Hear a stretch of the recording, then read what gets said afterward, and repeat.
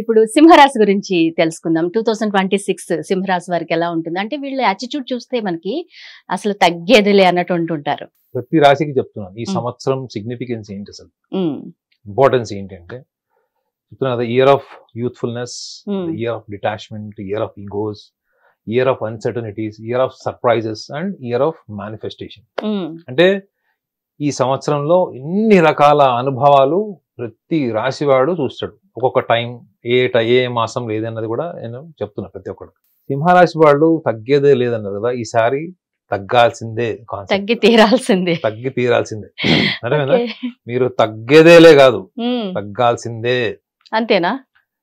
ఎందుకు అంటే అసలు ఈ సంవత్సరంలో వాళ్ళకి వెరీ వెరీ ఇంపార్టెంట్ ఆస్పెక్ట్ ఏంటంటే వైరాగ్యం. ఇయర్ ఆఫ్ డిటాచ్మెంట్ అని కూడా చెప్పాను మీకు. వైరాగ్యం, the year of detachment, the year of ego, the year of uncertainties. ఈ మూడు వీళ్ళ మీద చాలా తీవ్రమైనటువంటి ప్రభావం ఉంటుంది.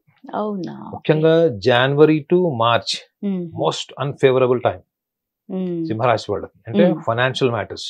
సో అయితే వీళ్ళకి ఇయర్ ఆఫ్ డిటాచ్మెంట్ అని ఎందుకు చెప్తాను, year of egos, year of uncertainties అని ఎందుకు చెప్తాను అంటే వీళ్ళకి రాశిలో ఈ సంవత్సరం స్టార్టింగ్ నుంచి ఎండింగ్ వరకు కేతు ఉంటాడు, ప్లస్ సప్తమంలో సమసప్తమంలో రాహు ఉంటాడు, అష్టమంలో శని ఉంటాడు.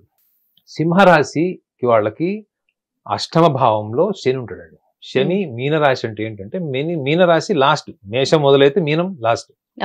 అది మోక్షం అన్న మోక్ష స్థానం. అది షష్టమ భావము, సప్తమ భావానికి అధిపతి శని. సో వీళ్ళకి ఆల్రెడీ కోర్టు కచేరీలు, అన్నదమ్ముల ఆస్తి తగాదాలు, లేకపోతే వీళ్ళకి యాన్సెస్ట్రల్ ప్రాపర్టీస్ ఏమైనా రావాల్సిన కోర్టులలో ఉంటాయండి, అవి సర్ప్రైజింగ్ గా వీళ్ళకి ఫేవరబుల్ అవుతాయి. ఎప్పటి నుంచి అయితే ఇది ఆగస్ట్ నుంచి అవుతాయి, అంటే జూలై ఎండింగ్ అనుకోండి ఆల్మోస్ట్, అంటే 23rd జూలై నుంచి వీళ్ళకి ఫేవరబుల్ టైం అది. ఇక అక్కడి నుంచి వీళ్ళ జర్నీ మళ్ళా రీకన్స్ట్రక్ట్ అవుతుంది. స్టూడెంట్స్ కి ఈ సంవత్సరం అంత ఫేవరబుల్ కాదు మేడం. అవునా? ఎస్పెషల్లీ వీళ్ళకి I can say August ending వరకు స్టూడెంట్స్ కి this is not a favourable time.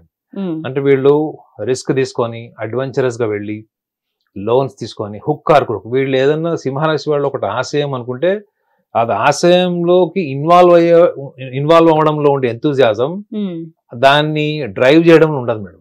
వీళ్ళకి ఏదన్నా కానీ ఒక అంబిషన్ ని డ్రైవ్ చేసేటప్పుడు స్టార్టింగ్ లోనే ఆరంభ సూరత్వం లాగా ఉంటది. అది ఓవర్ పీరియడ్ ఆఫ్ టైం వెళ్ళిన తర్వాత వీళ్ళకి ఎంతూజియాజం, ఫోకస్ తగ్గిపోతుంది.